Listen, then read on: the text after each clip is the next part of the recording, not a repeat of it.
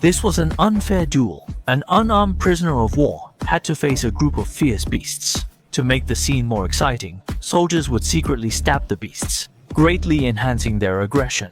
The audience in the stands watched with great interest, but they weren't watching the beasts, they were watching a man. Despite having his hands bound, he skillfully deflected the beast's attacks, breaking their fangs with a single move. The beast regrouped and used its killer move. He grabbed the beast's arm to block and bit down, knowing that primates share a common weakness, fear of pain. He also knew that in a life and death battle, the only thing that couldn't be lacking was momentum. The beast, at its wit's end, launched a final attack, but the man choked. It with the chains binding his hands, turning them into a deadly weapon. Soon, the beast was strangled to death, and the audience erupted in cheers. The slave owner decided on the spot to buy him at a high price.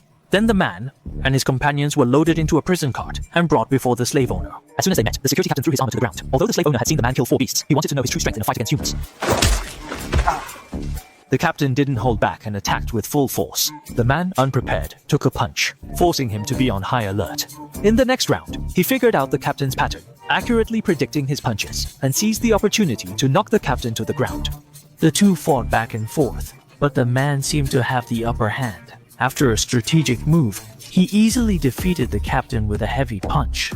Although his subordinate lost, the slave owner was delighted because he had found a treasure. The next day, the slave owner went to a banquet of nobles.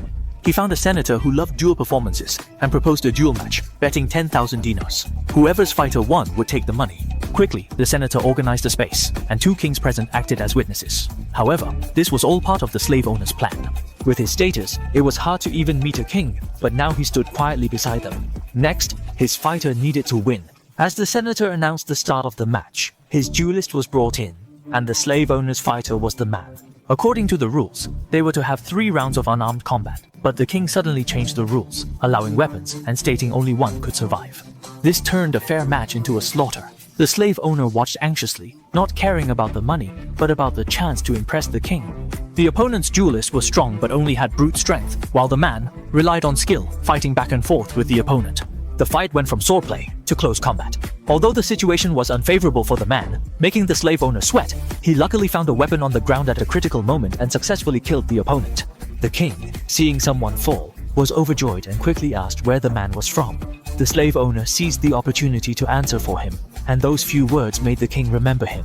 Upon returning, the slave owner rewarded the man with 2 gold coins because he had gained the king's recognition. The man could now perform in the Roman Colosseum in front of the entire nation. Of course, the challenges there were on a completely different level. If the previous challenges were entry level, then here they were hell level. The first opponent was a giant rhino. As an armored warrior rode the rhino towards them, the crowd of 100,000 erupted in a wave of applause. Clearly, they were the stars here. Soon, the giant rhino launched an attack, and the warriors couldn't stop it, only dodge. Under the armored warrior's command, the rhino targeted one person, trying to kill them one by one. He swung a rope, entangling the duelist's leg, followed by a savage charge. This was the scene the audience most wanted to see. While the warriors were terrified of the rhino, the man took action. He planted his sword in the ground and grabbed a handful of sand, confusing the audience. This move caught the armored warrior's attention, making him the target. The duelists retreated to save themselves, leaving the man to face the beast alone.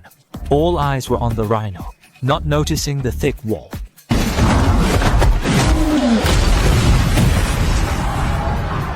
Behind the man, as it approached, the man threw the sand into the air. In front of the national audience, the giant rhino crashed into the wall. After taking down the beast, the next battle was with the armored warrior.